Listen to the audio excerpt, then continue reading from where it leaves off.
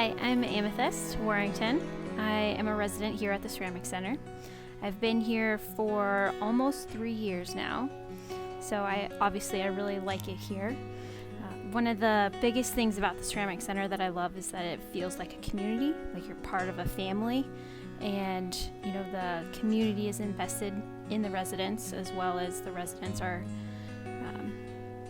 really involved with their students. So it's something that I feel like is unique to this place, at least to the extent that it is happening. Then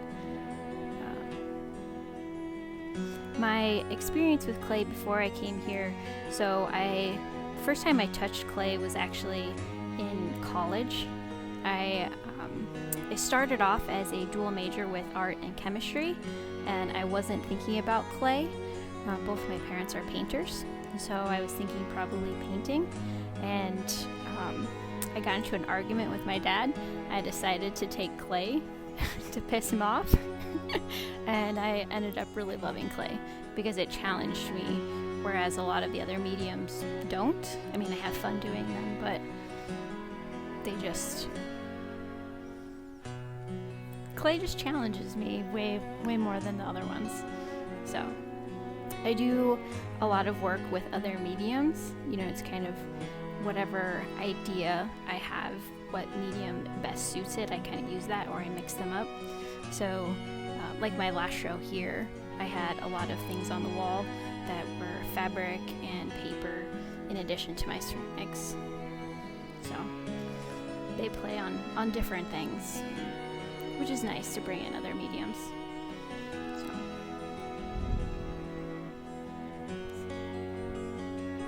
So with my work, I kind of have a couple different lines. I have my functional work and then I have my sculptural work.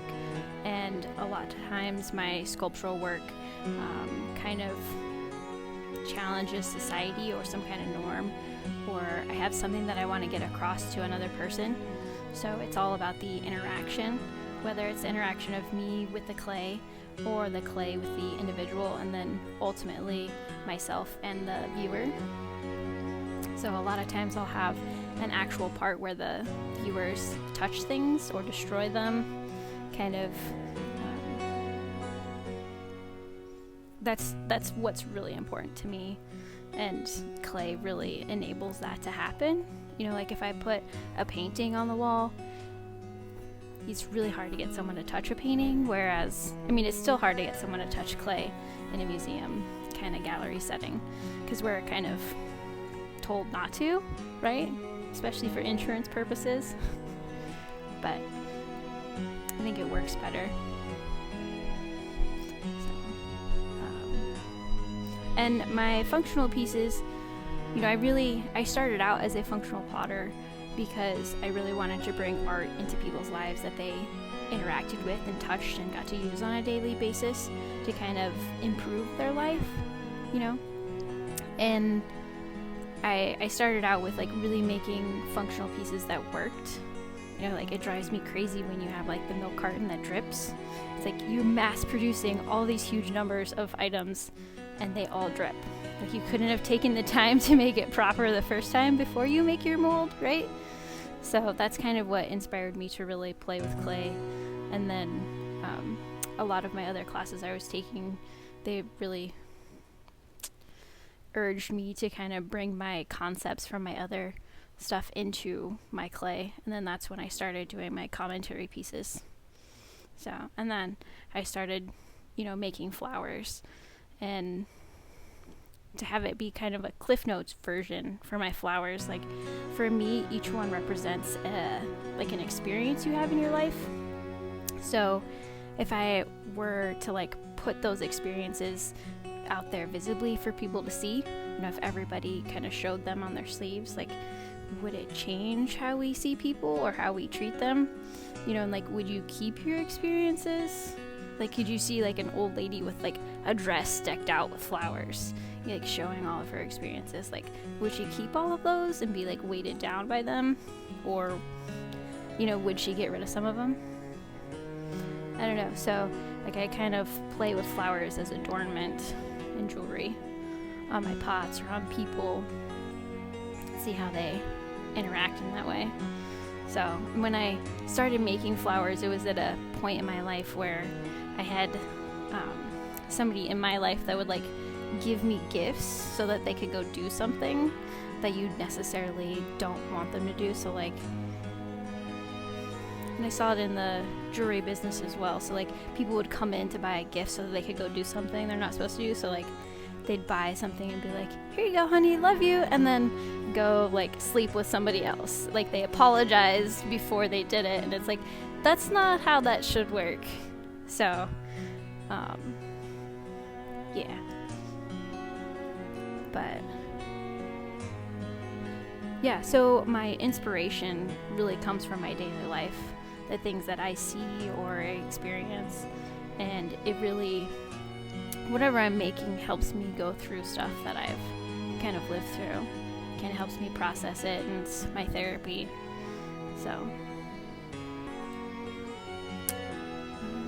I guess I didn't say, so for my experience with clay, started in college, and then I went and studied abroad in China, and then came back to the States. I was there for, it was the beginning of August to the end of December.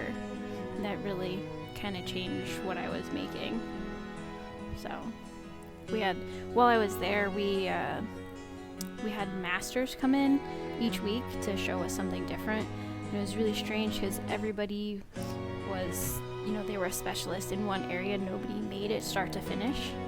So somebody that threw a pot knew absolutely nothing about trimming the pot or, glazing it or firing it. Like, there's no communication between them. And, when somebody makes it, they have no control over what it looks like at the end, which just blew my mind. But yeah, so the division of labor really influenced some things.